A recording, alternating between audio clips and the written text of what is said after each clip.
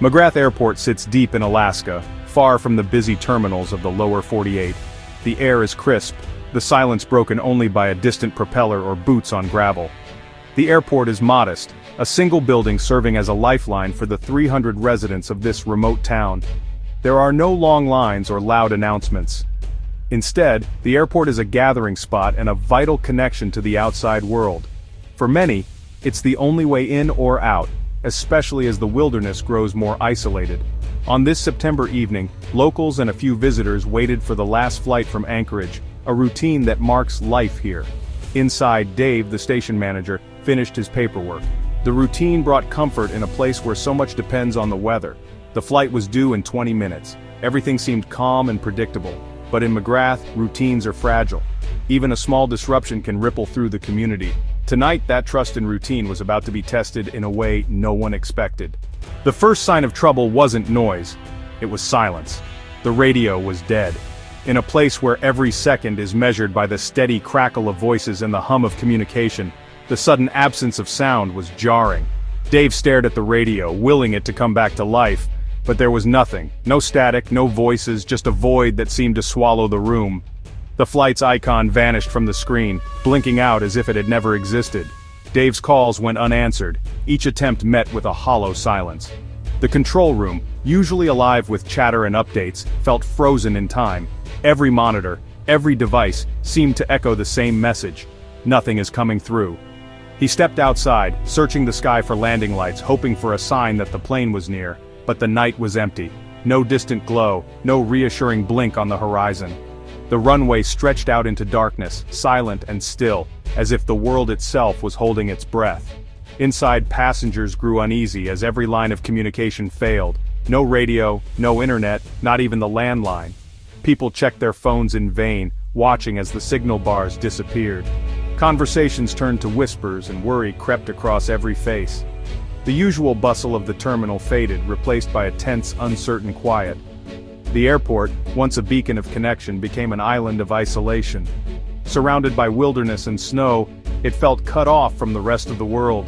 The sense of remoteness grew with every passing minute, as if the airport itself was drifting further away from civilization. The silence was everywhere, heavy and absolute. It pressed in from the empty hallways and deserted waiting areas, filling every corner with a sense of unease. Even the usual background noises, the hum of vending machines, the distant roll of luggage, had faded away. Dave felt the weight of responsibility as fear crept in. He knew every decision mattered and the lives of those waiting depended on what he did next. The silence was no longer just an absence of sound. It was a warning, a challenge he couldn't ignore. This wasn't just a missing plane, it was a total blackout. Every system, every backup, had failed. The airport was plunged into darkness, both literal and figurative, with no way to reach the outside world. The hum of the generator was the only sound pushing back against the darkness. It was a small comfort, a reminder that not everything had stopped. But in that moment, surrounded by silence, Dave realized just how alone they truly were. Minutes stretched into an hour. Anxiety filled the small terminal. Dave brewed coffee, offering comfort where he could, but he had no answers. He reassured the group, hiding his own worry about the missing plane. These weren't strangers. They were neighbors, friends, family. The silence from the radio was a void where loved ones' voices should be. Outside, the Alaskan night pressed in, beautiful but now suffocating.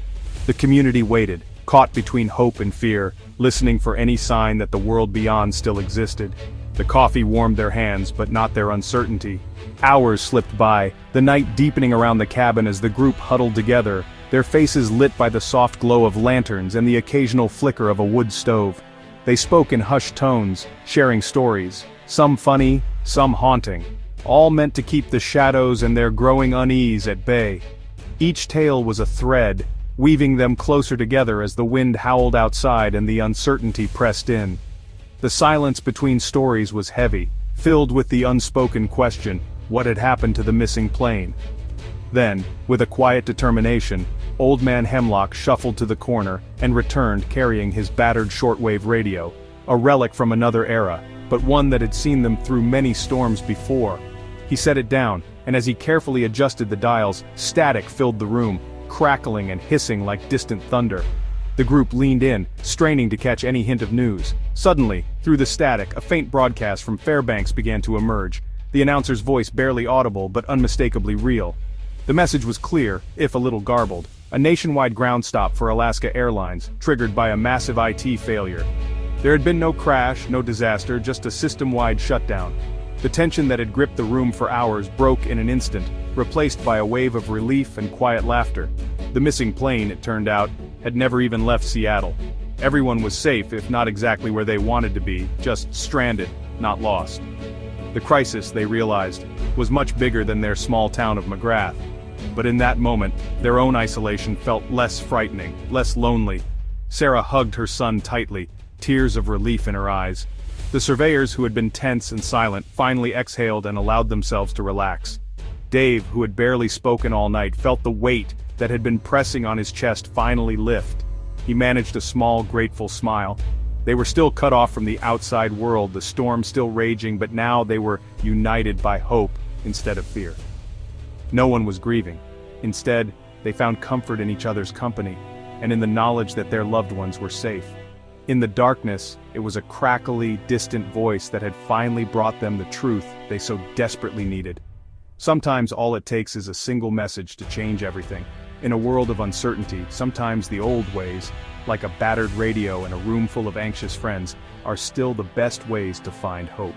As dawn broke, the mood shifted from fear to camaraderie. The crisis was now an inconvenience, not a tragedy. People made plans, surveyors found a guest house, Sarah went home to spread the word. Dave watched the mountains reappear in the morning light, grateful for the simple things. Suddenly the computer flickered on, the landline rang, the systems were coming back. The airline called, flights would be rescheduled, normalcy returning.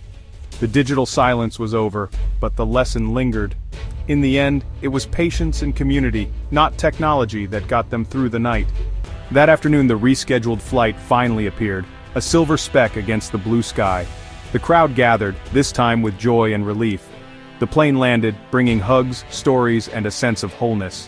The airport was once again a place of reunion, not fear. Dave watched, smiling, as the community reconnected. The ordeal was never national news, but for McGrath, it was unforgettable. In the end, it wasn't technology, but human connection, that reclaimed the sky.